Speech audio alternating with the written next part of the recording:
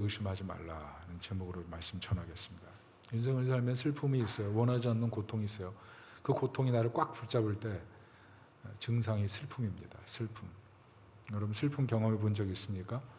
슬픔이 손님처럼 찾아왔는데 믿음의 아픔을 줍니다. 마음에 슬픔이 가득 차면 내가 믿음이 있나? 이런 생각하게 되죠. 교회 다니면서 슬픔 사라지겠지 생각했는데 웬걸 교회 다녀도 해결되지 않는 슬픔은 여전히 존재할 때 내가 신앙생활 제대로 하고 있는 거 맞나? 생각합니다. 신앙생활 제대로 하면서 하나님이 이 문제는 해결해 주셔야 되는데 왜 이렇게 길게 끄시지? 그럴 때 마음에 슬픔이 오죠. 내가 기도하는 거 듣기나 하시나? 마음에 슬픔이 오면 믿음이 흔들려요. 그런데 기독교 신앙이 뭡니까? 우리 삶에 절망이 다 사라지면 그걸로 기독교 신앙의 완성 이렇게 말할 수 있는 겁니까? 그렇지 않죠. 예수 믿고 축복받는 거 이게 기독교 전부가 아니죠. 도리어 고통과 함께 살면서 예수님으로 기뻐하고 예수님으로 소망 있고 예수님으로 사랑할 수 없는 환경에서 사랑하고 세상은 고통을 불행이라고 생각하잖아요. 그런데 고통이 와도 예수님과 함께 이겨나가는 울림이 있는 삶 그게 진짜 기독교의 능력 아니겠어요? 불편한데 불행한데 그 속에서 행복감을 가지고 다 가진 사람보다 더 아름답게 살아가는 삶 그게 단순히 정신승리입니까? 능력이죠. 문제는 고통이 오면 불편한 게 사실입니다. 누군가는 행복해 보이거든요. 난 행복해 보이지 않아요. 그 비교의식, 그 열등감이 나를 올가맬 때가 있습니다. 어떤 분은 지금 있는 고통의 의미를 깨닫지 못해서 계속 왜 질문하다가 끝나는 분도 있어요. 어떤 분은 하나님께서 지금 문제를 주셔서 어서 내게 오라 사인 주셨거든요. 근데 자꾸 머리 풀려다가 더 고생하는 그런 경우도 있지 않습니까? 문제는 마음에 슬픔이 있으니까 내가 지금 믿음 있나? 이런 생각하게 된다는 거죠. 오늘 예레미야가 그래서 의미가 있습니다. 슬픔에 직면했거든요. 나라 망하고 자기 동족들이 유린당하고 성전 파괴되고 완전한 상실이죠. 더구나 선지자니까 하나님 나라로 부름받은 선민 이스라엘이 멸망한다는 것 상상하고 싶지 않은 일인데 현실에 벌어져 버렸으니 얼마나 고통입니까? 예레미야에가는 이 슬픔에 직면한 예레미야의 고백이에요. 1, 2, 4, 5장이 22절로 돼 있죠. 히브리어 알파벳이 22개인데 이 22절을 만들었다는 건 그만큼 히브리인에게 엄청난 고통이라는 겁니다. 특별히 3장은 66절로 구성했으니까 22 곱하기 3이죠. 완벽한, 3이 완전이잖아요. 완벽한 슬픔. 이게 예레미야 예가예요. 예레미야가 얼마나 고통받았는지 아시겠죠? 여러분 이스라엘의 뜻이 뭡니까? 샬롬이에요. 하나님이 행복 주시는 나라, 그게 이스라엘이에요. 그런데 오늘 보면 행복이 없어요. 예레미야가 3장 17절 이렇게 써 있습니다. 같이 한번 읽어볼까요? 시작. 내게서 평안을 빼앗으시니 나는 행복을 잊고 말았다. 히브리어로 나샤, 이게 있다는 뜻이에요. 하나님이 나를 잊어버렸다. 그래서 나는 행복을 잊었다. 이런 뜻이죠. 그런데 나샤에 다른 뜻이 있는데 버리셨다는 뜻이에요. 성전 버리시고 백성 버리시고 나라 버리시고 총체적으로 잊어버리셨다. 샬롬의 민족이 당하는 당황스러움, 당혹스러움. 예레미야도 열심히 예언했지만 자기 삶의 이 고통을 현실적으로 경험할 줄은 상상도 못했을걸요. 나는 40년 동안 헌신했으니까 이 고통에서 좀 열애시켜 주시겠지 이런 생각이 있었을지도 모르죠. 그런데 그렇지 않았어요. 다 겪어내야 했어요. 마음이 슬픈 사람, 이 예레미야예요. 여러분 가까운 지인이 질병 걸려서 괴로우면 마음 편하지 않습니다. 사랑하는 가족이 오랫동안 아프면 바라보는 것 그거 쉽지 않아요. 내 삶의 환경이 어그러져가지고 부정적인 현실이 눈에 막 띄기 시작할 때 그것을 견뎌내는 것이 어떻게 편할 수가 있습니까? 마음에 슬픔이 있는데 믿음으로 다 이길 수 있다고요? 말은 그렇게 할 수 있지만 그게 만만하지 않은 현실이죠. 예레미야가 어떻게 합니까? 목 놓아 울어요. 오늘 48절 49절이에요. 같이 한번 읽어보겠습니다. 시작. 내 백성의 도성이 파멸되니 나의 눈에서 눈물이 냇물처럼 흐릅니다. 눈물이 걷잡을 수 없이 쉬지 않고 쏟아집니다. 예레미야가 참 슬펐어요. 근데 이것만 슬픔이 다가 아니었어요. 예레미야는 사람에게 대해서 엄청 슬픔이 있다 그랬죠. 오늘 53절, 54절 보면 예레미야가 겪은 트라우마가 얼마나 강한지 알게 됩니다. 읽어볼까요? 시작. 그들이 나를 산채로 구덩이에 쳐놓고 돌로 막아서 못 나오게 하였습니다. 물이 내 머리 위로 넘쳤으므로 난 이제 죽었구나 하고 생각하였습니다. 예레미야가 전란의 와중에 감옥에 갇혀요. 근데 그 감옥이 어떤 감옥이냐 면 이스라엘은 석회암지대거든요. 석회암지대는 공기에 닿거나 물이 닿으면 다 녹아버립니다. 그래서 갑자기 어느 순간 물이 터지는 그런 일들이 있어요. 갑자기 물 웅덩이가 생기는 경우가 있어요. 그래서 거기서 물 떠먹고 그러거든요. 그런데 그 물이 다 마르면 웅덩이가 되고 그 웅덩이를 감옥으로 쓸 때가 있습니다. 예레미야가 이 웅덩이에 갇힌 거예요. 그런데 이 물이 다 마르지 않아서 진흙탕이 범벅인데 여기다가 예레미야를 집어넣은 겁니다. 그런데 아니나 다를까 그 웅덩이에 이상한 기운이 돌더니 물이 터져가지고 물이 들어오기 시작하는데 머리 위까지 올라오기 시작하는 거예요.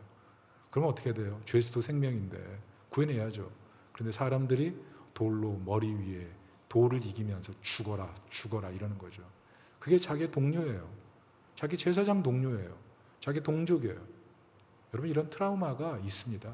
버림받는 트라우마. 이 트라우마가 다가오면 얼마나 사람 관계가 어려워지는지 아세요? 슬픔이 있어요. 슬픔.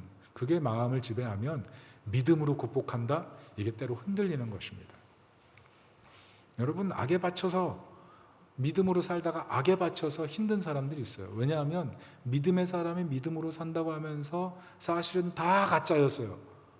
그때 나오는 뭐 저 사람도 저런데 내가 해봤자 별 수 있어 이런 신앙 비관론이 마음에 확 들어오면 신앙생활을 부정적으로 하기 시작해요. 그냥 대충 하게 돼요. 악에 바치면 가족 담쌓아 버리고요. 용서할 수 없는 사람도 용서할 수 없는 사람 용서 안 해버리고요.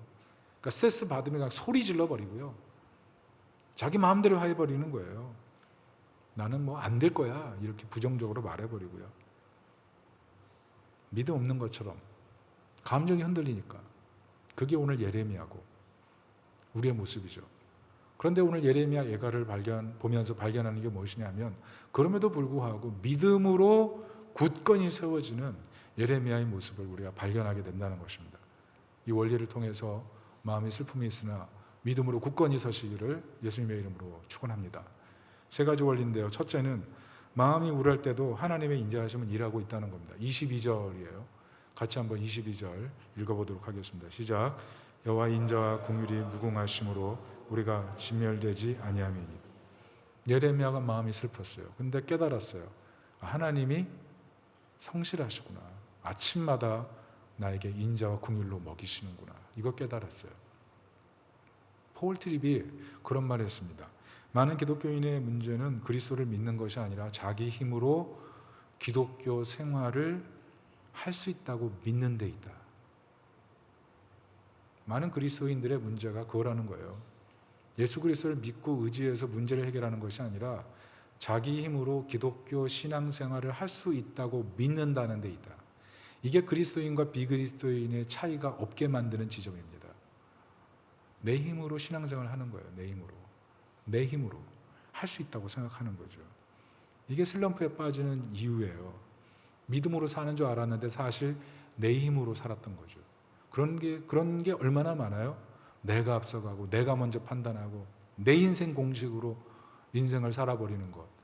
직장 생활하면서 생겼던 경험, 인생을 살면서 쓴뿌리가 났던 경험, 그걸로 살아가면서 사실은 기독교 신앙생활을 믿음으로 하고 있는 것처럼 때로 우리가 착각할 수가 있다는 거죠. 그런데 예레미야가 깨달은 게 뭐예요? 하나님의 인자와 긍휼. 그것이 내가 생각하는 것보다 훨씬 크고 내가 지금 실망한 감정을 내 힘으로 이길 수 없는데 하나님이 함께 하셔서 이기게 해주시는구나. 이것을 깨달았다는 거죠. 왜 그렇습니까? 하나님은 우리가 연약할수록 더 가까이 하세요. 로마서 5장 6절 이렇게 써 있습니다. 같이 한번 읽어볼게요. 시작. 우리가 아직 연약할 때 계약대로 그리스도께서 경건하지 않은 자를 위하여 죽으셨도다. 연약한 자를 위해 죽으신 예수 그리스도. 연약함은 그래서 수치가 아니에요. 부끄러움이 아니에요. 하나님이 함께 하시는 사인이에요. 세상은 그렇지 않아요. 연약하면 멸시받아요. 연약하면 무능하다 그래요. 연약하면 끼워주지 않아요. 그래서 악에 받쳐가지고 열심히 살잖아요. 돈 모으잖아요. 실력 키우잖아요. 세상에서 따되지 않으려고 악착같이 일하잖아요. 깨닫는 게 뭡니까? 세상은 이런 거야. 그런데 어떤 느낌 받아요? 점점 자신감 없어지죠. 직장에서 자기 의견 얘기 못해요. 잘못 얘기해가지고 고가평가 엉망될까 봐. 학교 가서도 자기 의견 얘기를 못해요. 덜 떨어진 얘기했다고 따댈까 봐. 자기가 사랑하는 사람에게 사랑해라고 좋아해라고 고백도 못해요. 왜? 거절당할까 봐. 여러분, 우리 인생에 취약함이 딱 들어오면요, 그 취약함을 극복하는 방식을, 우리가 아무리 극복하는 방식을 많이 가지려고 해도 우리가 발견하는 궁극적인 결론은 나는 여전히 약하다예요. 그래서 힘든 거예요. 여러분, 가정생활 보세요. 가정생활 할 때 미안해, 고마워, 사랑해. 무슨 말이에요? 내가 부족한 것을 아니까 고마운 거예요. 내가 부족한 것을 아니까 사랑해 주니까 사랑한다고 얘기하는 거예요. 내가 더 사랑할게. 그 가정이 행복하죠. 그 가정 안에서 자란 자녀들은 행복이 뭔지 알아요. 사랑이 뭔지 알아요. 그런데 가정 안에서 네가 그렇게 하지 않으면 나도 그렇게 하지 않을 거야. 너가 잘할 때 나도 잘할게. 네가 사랑스러울 때 내가 사랑할게. 그런 식으로 행동하면 우리 가정에 행복은 없어. 만약 이런 식으로 한다면 어떻게 될까요? 상대방이 강한 모습일 때만, 강한 모습이 드러날 때만, 온전한 모습이 있을 때만 내가 사랑해 주려고 상대방에게 한다면 뭐 하는 거예요? 세상에 가치를 가정에 적용해가지고 경쟁하는 거예요. 가족 안에서 경쟁시키는 거예요. 강한 놈, 잘하는 놈, 말 잘 듣는 놈, 그런 사람이 살아남는 세상의 가치를 가지고 가정에 딱 심는 거예요. 여러분, 이게 정말 옳을까요? 만약 그런 가정에 살면 어떻게 돼요? 자녀끼리 경쟁하겠죠. 부부가 경쟁하겠죠. 피곤하죠. 여러분가 사회생활하면서 왜 피곤해요?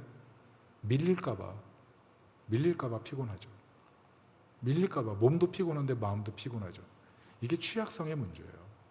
우리는 취약하면요, 견딜 수 없어요. 어떻게든지 올라가야 돼요. 사다리 하나 올라가기 위해서 아둥바둥 애를 쓰는 게 우리 현실 아니에요? 그런데 복음이 뭡니까? 우리가 연약할수록 우리를 사랑하세요. 우리가 연약할 때 기약대로 예수님께서 우리를 위해 죽으셨어요. 우리 연약함은 하나님이 함께 하시는 은혜예요. 우리 연약함은 하나님이 우리와 접속될 수 있는 은혜예요. 아픈 분에게 물어보세요. 어떻게 아픔을 극복했어요? 하나님이 함께 하셔서 극복했어요. 재정적으로 위기인 분들에게 물어보세요. 어떻게 통과했어요? 하나님과 만나는 경험 때문에 극복할 수 있었어요. 취약함은 우리를 버리려는 사인입니까? 아니요. 하나님과 접속돼서 더 강하게 하고 더 부요하게 하고 더 풍성하게 하려고 하는 하나님의 은혜를 깨우쳐 주는 거죠. 그리고 취약함 보세요. 그리스도 안에서 이 취약함을 꺼내놓을 때 어떻습니까? 도리어 더 강해지죠. 도리어 유대감이 되죠. 도리어 더 소속감이 생기죠. 더 풍성해져요. 자기 약함을 고백할 때 서로 사랑하게 되고 이해하게 돼요. 그게 정말 아름다운 방식 아니에요? 우리가 만약 세상을 사는 방식으로 모든 방식에 적용하기 시작한다면 우리를 사랑할 수 있는 사람은 아무도 없고 우리가 사랑할 수 있는 사람도 없을 겁니다. 다 차단해 버리겠죠. 결과는 뭐예요? 불안하죠. 고독하고. 그게 현대인의 슬픔 아니겠어요? 휴스턴 대학교의 사회복지대학원의 연구교수였던 브레네 브라운이 그래서 그런 얘기를 했어요. 취약함은 불행이 아니고 용기와 기쁨을 주는 자리다. 왜 그런지 아세요? 자기 취약함을 드러내는 사람은요, 어리석은 사람이 아니에요. 취약함을 드러낼수록 사실은 내면에 용기가 필요하거든요. 그 취약함을 드러내잖아요. 내면에 용기가 생겨요. 내면에 강인함이 생겨요. 그래서 취약함을 고백하는 가운데 그 사람이 성숙해요. 그래서 자신의 취약함을 뛰어넘기도 하고요. 자신의 취약함을 다스리는 법을 알게 돼요. 그래서 견고해지는 겁니다. 가정생활이 불행하다고 생각하는 분들 잘 생각해 보세요. 나의 가정은 취약함을 인정하고 껴안고 이해해 주는지, 아니면 취약함을 공격하고 취약함을 받아들이지 못해서 내가 더 슬픔 가운데 살고 있지 않은지 생각해 보세요. 예수님께서 우리 연약함을 위해 죽으셨다는 것, 그것을 잊으시면 안 돼요. 여러분, 고통을 벗어나려고만 하면 힘든 거예요. 가끔 보면 고통에 대한 두려움이 큰 분들이 있어요. 고통을 많이 경험했으니까. 근데 조금만 어려워 보이면 뭐라 그러는지 아세요? 너 힘들지 않았니? 너 너무 어려웠겠다. 이게 위로예요? 이건 위로가 아니라 자기가 경험했던 고통의 흔적을 상대방에게 주입하는 거예요. 너도 참 힘들었겠다. 너도 참 힘들지. 이게 위로인 것 같지만 사실은 그 사람의 힘의 약함을 더 집중하게 만들어요. 나 힘없는 사람이구나. 힘 부족한 사람이구나. 왜 그렇게 말해요? 고통이 두려워서 그래요. 고통을 이겨본 적이 없고 고통을 잘 이겨내지 못해서 그래요. 지금도 고통스러워서 그래요. 사실은 뭘 믿는 거예요? 나를 믿는 거예요. 자기 관점을 믿는 거예요. 고통은 힘든 것이다. 그런 전제가 있기 때문에 그걸 벗어나지 못했기 때문에 위로를 하지만 사실 진정한 위로가 되지 못해요. 용기를 주지 못해요. 소망을 주지 못하는 그런 위로로, 그런 곁에 있음 정도로 마무리되는 거예요. 그게 안타깝죠. 그런데 하나님 일하시는 믿으면 어떻게 돼요? 소망이 생겨요. 아침마다 새롭고 아침마다 성실하고 인자와 긍휼이 무궁하고 내가 약할수록 강하고 나의 약함을 가장 가까이 해주시고, 그러면 소망이 생기죠. 불안하지 않아요. 도리어 소망을 주는 말을 하죠. 시편 잘 보세요. 뭐라고 써 있어요? 눈물을 흘리며 씨를 뿌리는 자 기쁨으로 단을 거두리로다. 고통이 있어요. 그런데 그 가운데 씨를 뿌려요. 단을 거둬요. 고통이 없어요? 아니요. 고통이 있어요. 그런데 그 가운데서 하나님 의지하고 씨 뿌렸더니 열매가 나왔다는 거 아니에요? 슬픔의 시간은 하나님 일하는 시간이에요. 하나님 우리에게 멍해 주신 것 같은데 더 큰 풍성함의 자리로 옮기시기 위해서 잠시 멍해를 주신 거예요. 하나님은 나쁜 것을 허락하시는 분이 아니라 우리로 하여금 좋은 길로 나가기 위해서 때로 우리로 하여금 어둠의 골짜기를 통과하게 하세요. 그런데 그 골짜기에 뭐가 있어요? 샘이 있어요. 주님의 막대기와 지팡이가 있어요. 하나님의 함께 하심이 있어요. 내 잔이 넘치나이다 고백하게 하시는 하나님의 손이 있는 줄로 믿습니다. 여러분, 하나님의 일하심 의심하지 마시고 하나님의 성실하심을 믿고 나아갈 수 있기를 예수님의 이름으로 축원합니다. 두 번째는 마음이 우울할 때는 말이 중요해요. 33절 같이 한번 읽어볼게요. 시작. 고생하게 하시며 근심하게 하심은 본심이 아니시로다. 고통에 약한 사람은 어디 있어요? 없어요. 예레미야도 고통 때문에 도망갔어요. 선지자직을 때려치고 도망갔어요. 예레미야 곳곳을 보세요. 도망간 흔적이 있습니다. 말 함부로 막 했어요. 이게 뭐야? 안 해. 싫어. 못해. 예레미야 전체를 읽어보면 그런 고백들을 예레미야가 해서 하나님이 다독이시는 내용들이 있어요. 특별히 예레미야 12장 5절은 하나님 이렇게 말씀하십니다. 읽어볼까요? 시작. 만일 내가 보행자와 함께 달려도 피곤하면 어찌 능히 말과 경주하겠느냐. 내가 평안한 땅에서는 무사하려니와 요단 강물이 넘칠 때는 어찌 하겠느냐. 너 지금 힘들다 그래? 앞으로 더 힘들 텐데. 믿음 굳세라. 믿음 굳세라. 흔들리지 마라. 더 강해라. 내가 도와줄게. 보행자와 달려도 피곤한데 말과 달리려고 하면 얼마나 힘들겠니?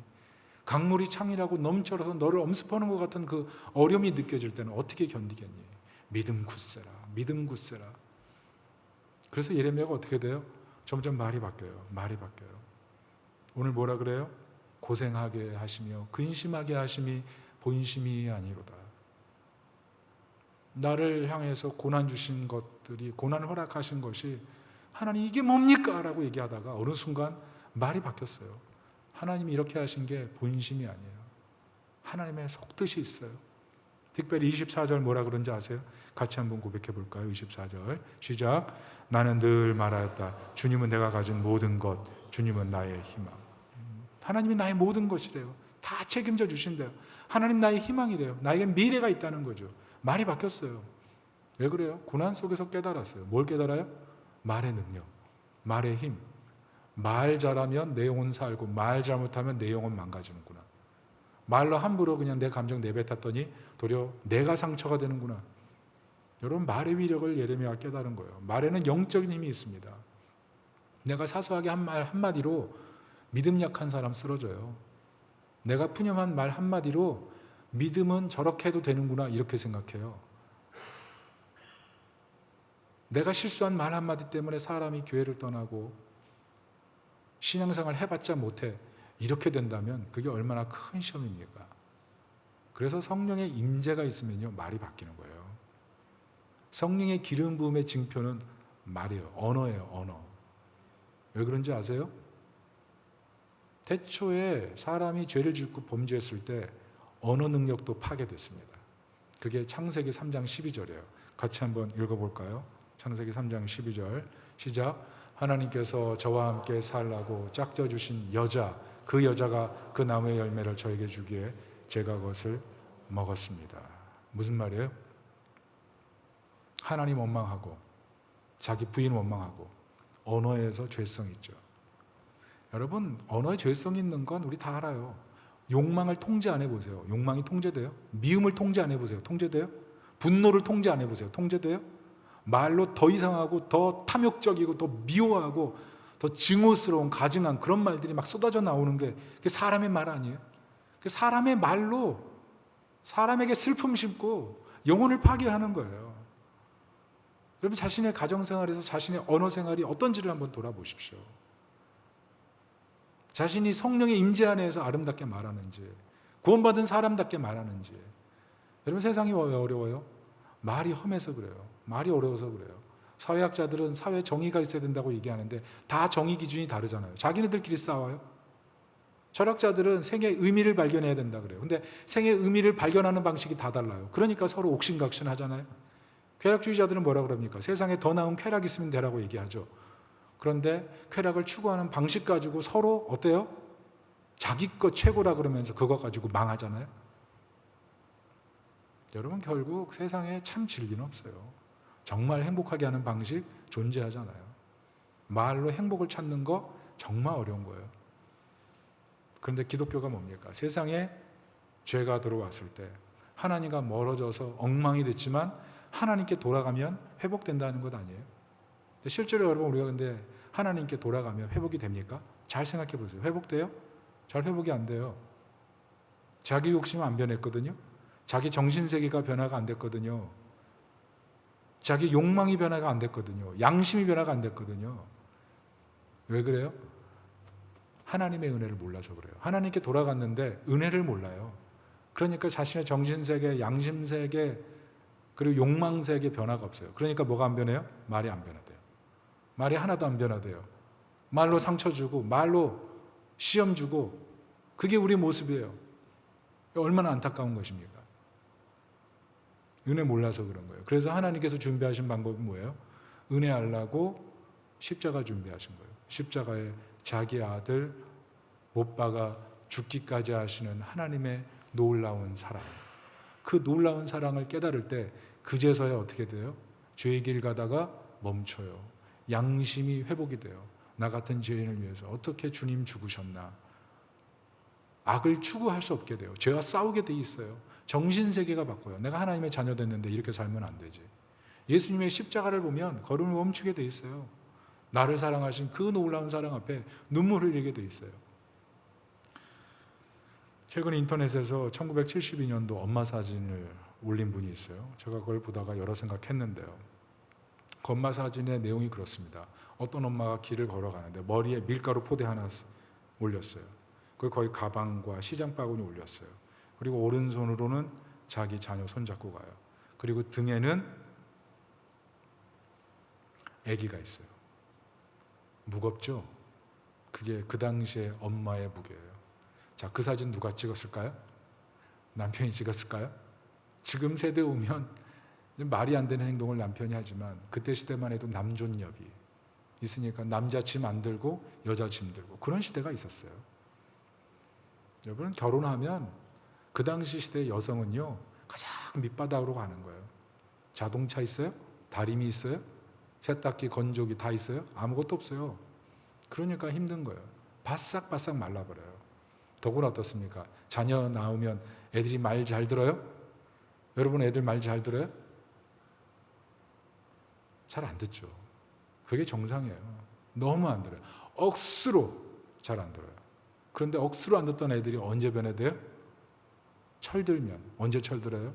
엄마가 나 때문에 얼마나 고생하는지 알면 변화되는 거죠. 엄마 어깨에 짊어진 그 짐, 엄마가 가사를 챙기고 나를 사랑해주기 위해서 내게 희생했던 그 모든 시간들 생각하면 철들어요. 그래서 어느 순간 말 듣기 시작해요. 효도하기 시작해요.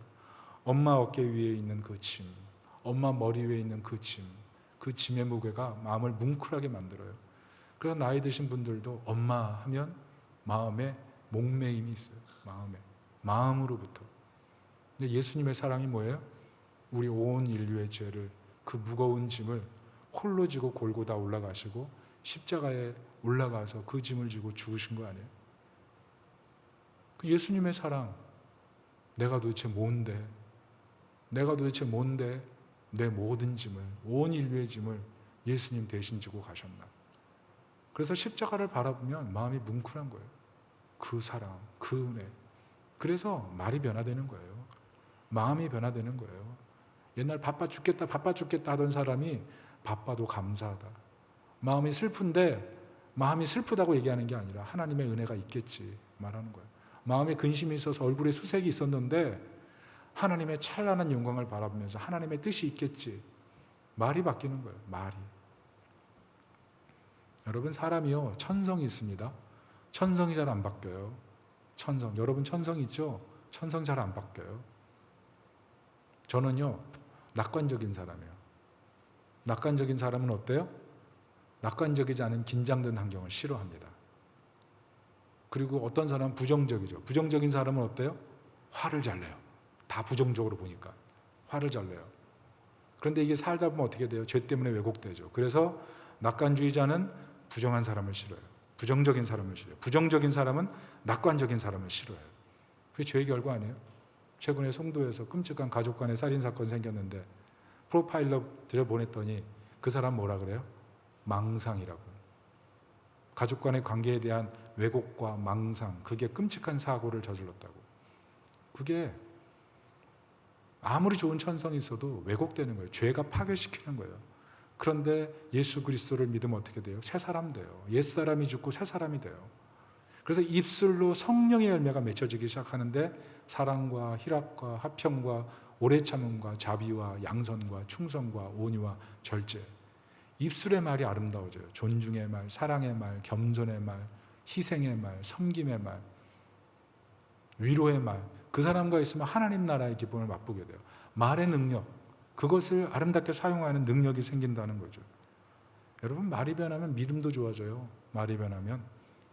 옛날 예배가 귀찮았던 분 있죠. 예배가 따분했던 분들, 내가 지금 얼마나 바쁜데 일하는 줄 알아? 이렇게 생각했던 분들. 그런데 은혜 받으면 예배 왜 2번만 드려요, 목사님? 예배 더 드려주세요. 찬양이 너무 길어가지고 힘들었던 분은 갑자기 찬양팀에 와가지고 저 찬양팀 할래요. 이렇게 얘기하게 돼요. 예배가 중요하지 않았어요. 그래서 어떤 사람은 예배 시간 늦을 수 있어요. 그런데 어느 순간 예배가 너무 소중해요. 그래서 제일 앞에 와가지고 하나님 앞에 뭘 해요? 말 걸어요. 하나님, 제가 일주일 동안 이렇게 살았어요. 제가 참 힘들었어요. 제가 참 약했어요. 그런데 하나님이 날 도와주시는 줄 믿습니다. 말이 변해요. 예배의 자리가 변해요. 이게 능력 아니겠어요? 우연히 인터넷 기사를 보니까 우울증인데 나았대요. 의사들이 뭐라 그러는 줄 아세요? 우울증은 감기라 그럽니다. 무슨 말이에요? 고칠 수 없다는 거예요. 그런데 이분이 30년 우울증 앓았어요. 어릴 때 소아우울증 앓았어요. 자살 시도 2번 했어요. 그리고 1년에 몇 번씩 정신병원에 입원해가지고 약 투여받고 약 조절해서 다시 사회생활을 하는 사람이에요. 그런데 어느 순간 나았어요. 자기 고백을 썼더라고요. 왜 나은지 아십니까? 이웃을 위해 살기 시작했대요. 다른 사람의 필요를 보기 시작했대요. 내 친구, 내 동료, 내 가족에게 필요한 게 뭘까? 그것을 도와주려고 했대요. 나를 벗어나서 이웃의 더 큰 필요를 생각하면 희생하고 섬기는 일. 어떻게 하면 저 사람을 기쁘게 해줄까?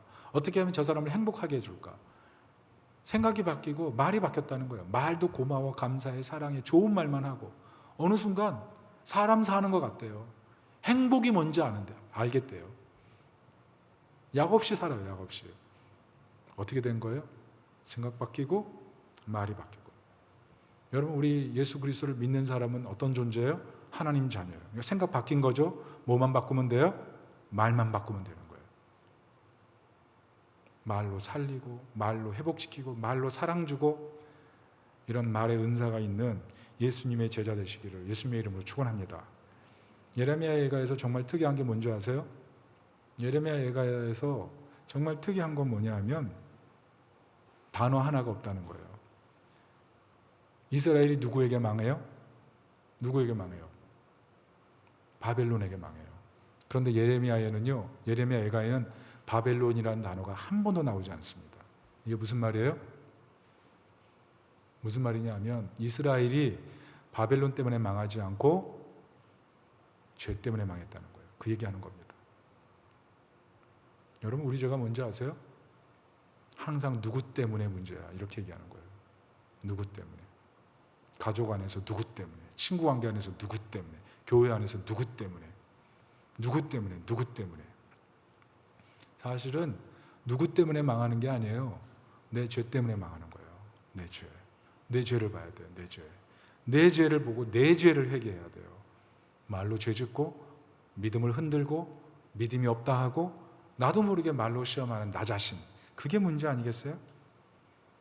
죄의 시험을 피해 나갈 수 있는 사람이 세상에 어디 있겠어요? 그러나 그리스도 안에서 우리가 새 사람이 되었다면 입술의 변화를 통해서 하나님 나라를 세우는 그런 지혜가 있길 바랍니다. 하나님께서 그런 사람을 더 사랑하시고 소망의 인내를 더하시고 삶에 어려움이 있을 때 더 긍휼을 베풀어 주실 줄로 믿습니다. 여러분 생각해 보세요. 우리는 하나님 나라를 사는 사람이잖아요. 이 땅에서 살다가 저 영원한 하나님 나라에서 완벽한 기쁨을 누릴 사람이잖아요. 그렇다면 이 땅에 살면서 말로 하나님 나라를 심는 은혜가 있기를 예수님의 이름으로 축원합니다. 마지막 세 번째는 마음이 슬플 때 하나님을 기다리며 기도해야 한다는 겁니다. 이게 25절, 41절 같이 한번 읽어봅니다. 시작. 주님께서는 주님을 기다리는 사람이나 주님을 찾는 사람에게 복을 주신다. 하늘에 계신 하나님께 우리의 마음을 열고 손을 들어서 기도하자. 예레미야가 슬픔을 거뒀어요. 사람에게 버림받았거든요. 이 직분도 싫었거든요. 마음이 우울했죠. 침체했어요. 그런데 다시 회복된 이유가 뭐예요? 기도예요. 기도. 여러분 기도하십니까? 왜 기도해야 됩니까? 인생을 살면 살수록 우리는 내 공식, 내 경험치에 의존해 살거든요. 내 공식대로, 내 경험치대로, 내 생각대로 사는 게 너무 익숙해요. 그래서 놔두면 사람은 기도하지 않게 돼 있어요. 놔두면. 가만히 놔두면 기도할 줄도 모르고요. 절도할 줄도 모르고요. 헌신할 줄도 모르고요. 희생할 줄도 모르게 돼 있어요.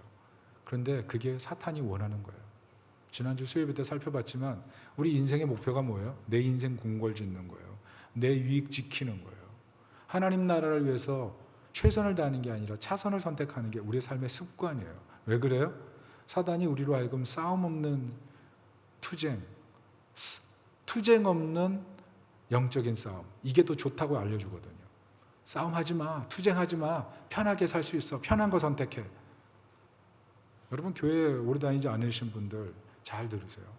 사단이요, 믿음이 성숙하려고 할 때 조금 일하고 조금 헌신하고 조금 더 성숙하려고 하는 그런 과정에 반드시 사단이 시험합니다. 그래서 싸움 없는 신앙, 투쟁 없는 신앙, 그게 더 좋은 걸로 얘기해요. 그래서 결국 아무것도 못하게 하고 아무것도 못한 채 무덤에 들어가게 만들어요. 그게 사단의 시험이에요. 현대인들 중에 영적인 능력이 없는 채 살아가는 그런 신앙인들이 얼마나 많습니까?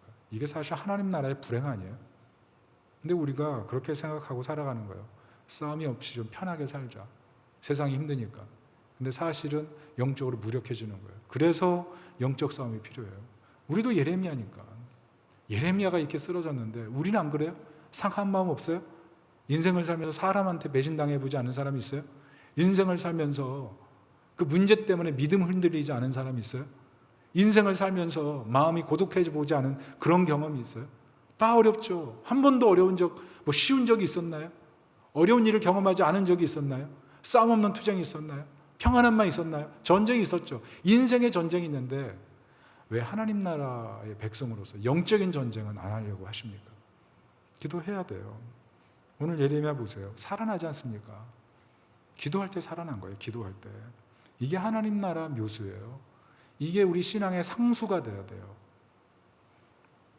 여러분 어떻게 기도하고 계십니까? 여러분에게 기도는 어떤 것입니까? 마음 다해 기도하고 계세요? 오늘 예레미야 손 들고 기도해요. 특별히 59절 보면 절규하면서 애통하면서 기도해요. 같이 읽어볼까요? 시작. 여호와여 나의 억울함을 보셨사오니 나를 위하여 원통함을 풀어 주옵소서. 하나님 지쳤어요. 하나님 나 마음이 원통해요. 내가 하나님 부르신 일이라서 했는데 이게 뭡니까? 마음이 괴롭습니다. 자기 마음을 진실하게 고백하는 기도. 여러분 기도는 어린아이처럼 해도 돼요. 말을 해서 청산유수처럼 잘한다고 하나님이 듣는다? 아니에요. 하나님은 말을 많이 해서 듣는 게 아니라 그 사람의 마음의 진실함을 보시는 거예요. 그 마음을 보세요. 오늘 예레미야를 보세요. 자기 분노를 숨겼나요? 하나님께 자기 마음을 다 토로하잖아요. 진실하게 포장하지 않아요. 오늘 64절 66절 뭐라 그래요? 같이 읽어볼게요. 시작. 주님, 그들이 저지른 일을 그대로 갚아주십시오. 그들의 마음을 돌같이 하시고 저주를 내려주십시오. 진노로 그들을 뒤쫓아 주님의 하늘 아래에서 살 수 없게 해주십시오. 복수해 주세요. 저주해 주세요. 같은 하늘 아래 살고 싶지 않습니다. 무슨 말이에요? 죽여주세요. 끔찍한 말이죠. 이렇게 너무 진실한 기도를 자주 하면 좀 곤란하죠. 진짜 이웃을 저주하려고 이렇게 기도하면 좀 곤란하겠죠. 그러나 이런 진실한 기도가 뭘 바꿔요? 자기 내면의 질서를 바꿔요. 정말 문제가 있을 때 하나님 의지하는 거구나. 죽을 것 같이 힘들고 죽을 것 같이 믿고 죽을 것 같이 저주하고 싶은 그런 상황이 생길 때 하나님을 의지하면서 하는구나. 그래서 그렇게 하나님을 의지하고 기도하다 보면 내 영혼이 살고 상대방도 사랑하고 축복할 수 있는 관계까지 나가게 되는 것입니다. 그래서 기도가 중요한 거예요. 꾸미지 말고 기도하세요. 꾸미지 말고 진실하게. 아프면 아파요. 힘들면 힘들어요. 슬프면 슬퍼요. 그렇게 기도하다 보면 세미한 음성으로 하나님 우리에게 찾아오시는 거예요. 조금 기도하다 멈추지 마시고 길게 기도하세요. 오래 기도하세요. 여러분, 오래 기도하다 보면요, 사람이 아름다워져요. 내면이 아름다워져요. 영적인 질서가 생겨요. 눈빛이 고와져요. 세상 욕심 가득한 눈빛 여러분 아십니까? 세상 욕심 가득한 눈빛이 있어요. 그런데 기도를 오래 하면요, 그 욕심 하나님께 맡기게 되면서 영혼이 아름다워지거든요. 하나님 만나면 바뀌거든요. 비전이 생기고 능력이 생기고 하나님의 성품이 생기거든요. 염려를 하나님께 맡기세요. 슬픈 일을 하나님께 맡기세요. 낙심할 문제를 하나님께 맡기세요. 문제가 해결이 안 되면 금식해 보세요. 예수님도 금식하셨잖아요. 예수님 공생의 사역 시작하기 전에 사단과 영적인 전쟁을 치르셨는데 우리 인생에 영적인 전쟁이 있을 때가 있어요. 그 영적인 전쟁 앞에 포기하지 마시고 두려워하지 마시고 기도로 깨부셔야 돼요. 기도로. 하나님이 함께 하시니까 잘 될 거야 믿음으로 선포하고 담대하게 나가는 거예요. 이성과 합리성과 상식에 갇히지 마세요. 내 상식과 내 합리성과 내 이성으로 안 되는 것, 그거 하나님 도와주시는 일이기 때문에 우리한테 허락하시는 거예요. 연단 받는다고 괴로워하지 말고 연단을 견디고 오래 참을 수 있도록 기도하세요.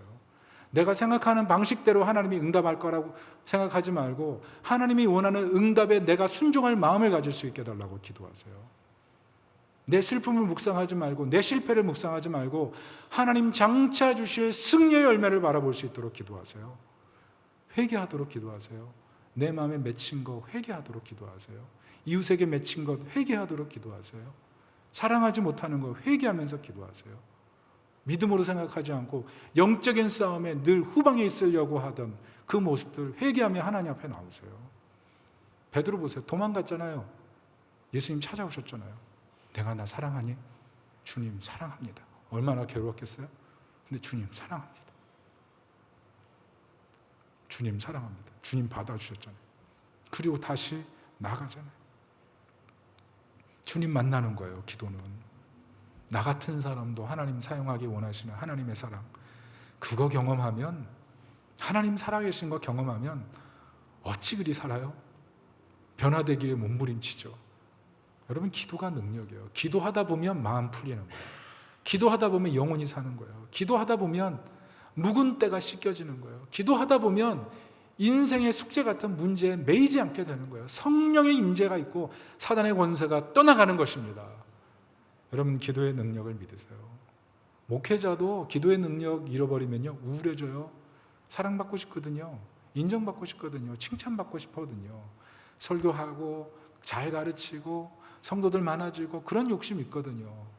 여러분, 목회자들도 우울감 빠지는 거 아세요? 안 되니까.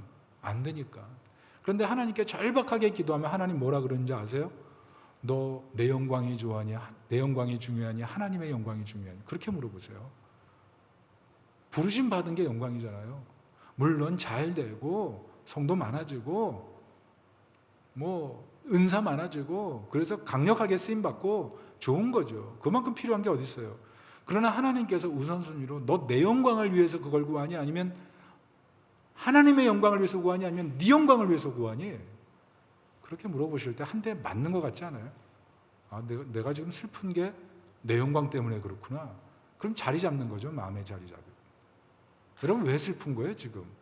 왜 지금 마음이 힘든 거예요? 왜 마음에 근심이 있는 거예요? 그 속에 내 영광이 있으면 진짜 슬픈 거예요. 하나님의 영광이 아니라 내 영광인.